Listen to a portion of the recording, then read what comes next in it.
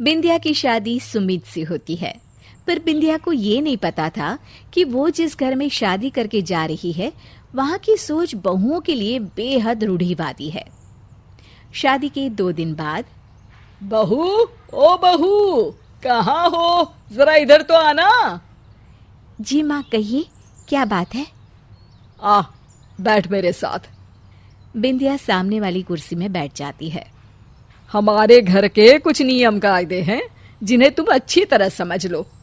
तुम्हें हमेशा ही साड़ी पहनना है और सर पर हमेशा पल्लू होना चाहिए। सूट, जींस, मुझे इस तरह के कपड़े बिल्कुल पसंद नहीं है। जी माँ जी। बिंदिया की सास बिंदिया को ये सब समझा रही होती है। उसी समय उसकी ननद प्रिया वहां आ जाती है। अच्छा माँ, ऑफिस के लिए निकलती हूँ। बिंदिया देखती है कि प्रिया ने तो जींस पहनी है। ये देखकर उसे बहुत आश्चर्य होता है। सासू माँ, मुझे भी आपसे एक बात कहनी थी। हाँ हाँ, कहो, क्या कहना चाहती हो?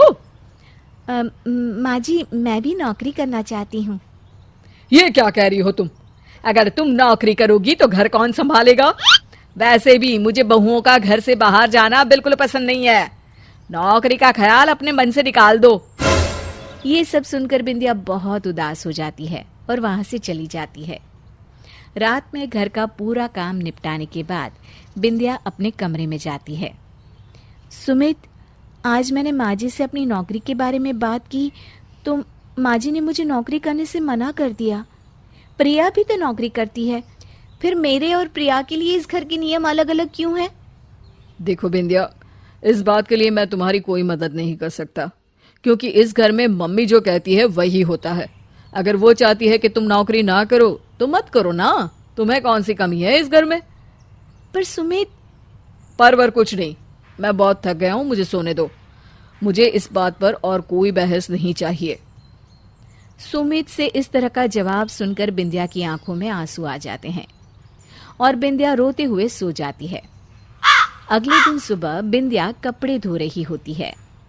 भाभी, मेरे लिए जल्दी से चाय बना दो, मेरे ऑफिस का समय हो रहा है। प्रिया, मैं अभी बिजी हूँ, चाय तुम बना लो। बिंदिया की ये बात सुनकर बिंदिया की सास वहां आ जाती है। ये क्या कह रही हो बहू? प्रिया नौकरी करती है, वो घर का काम नहीं करेगी। तुम इस घर की बहू हो, सबका ख्याल रखना तुम्हारा काम है। बिंदिया अपना काम छोड़कर प्रिया को चाय बनाकर देती है। ऐसे ही कुछ दिन बीत जाते हैं। उस घर में बिंदिया के लिए हर चीज में रोक टोक होती है, जबकि प्रिया के लिए हर चीज की आजादी।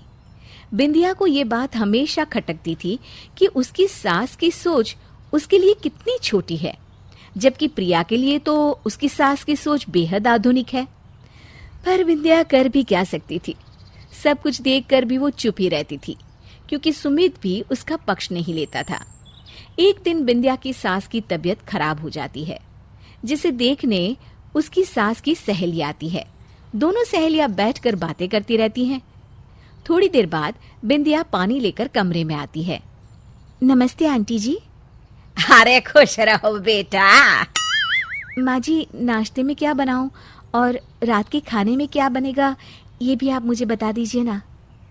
अरे बेटा, बैठो ना तुम भी हमारे साथ। अगर ये यहाँ बैठेगी तो घर का काम कौन करेगा? वैसे भी इसे क्या जरूरत है यहाँ बैठने की? इतने में प्रिया वहां पहुंचती है। मम्मी, मैं अपनी सहेलियों के साथ बाहर घूमने जा रही हूँ और प्लीज मुझे बार बार फोन करके मत पूछना कि कब आओगी कब आओगी। इतना कहकर प्रिया वहां से चली जाती है। ये तो अपनी बहू से किस तरह से बात करती है री? अरे बहू है, और किस तरह से बात करूंगी मैं उससे? हाँ हाँ, वो तो मुझे भी दिख रहा है कि तू बहू और बेटी में कितना अंतर करती है। एक तरफ तेरी बेटी जींस पहनकर बाहर घूम रही है और तू बहू को सर ढकने को कहती है। अरे हाँ, वो मेरी बेटी है। बहू को तो बेटी जितनी आजादी नहीं दे सकते ना। बहू और बेटी में अंतर तो होता ही है। अरे ये बात मत भूल कि एक दिन तेरी बेटी इस घर से चली जाएगी और तेरे बुढ़ापे का सहारा तेरी बहू बनेगी। वैसे भी बहू और बेटी में कोई अंतर नहीं होता है, वो भी किसी और के घर की बेटी है ना। मेरे घर में तो देख, बहू और बेटी में कोई अंतर नहीं है। मुझे तो तेरी ऐसी छोटी सोच समझ में ही नहीं आती। ऐसा कहकर उसकी सहेली वहां से चली जाती है। बिंदिया की सास अपनी सहेली की कही हुई बातों को सोचने लगती है। कुछ देर बाद वो बिंदिया को आवाज लगाती है। बिंदिया अपनी सास के पास आती है। बेटा, मुझे माफ कर दे। मुझे अपनी गलती का एहसास हो गया है।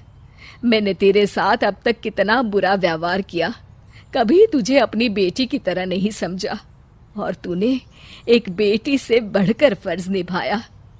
अरे, आप माफी मत मांगिए माँ जी, आप भी तो मेरी माँ जैसी ही हैं। ऐसा कहकर बिंदिया अपनी सास को गले लगा लेती है। उस दिन के बाद से बिंदिया और उसकी सास माँ बेटी की तरह रहने लगते हैं।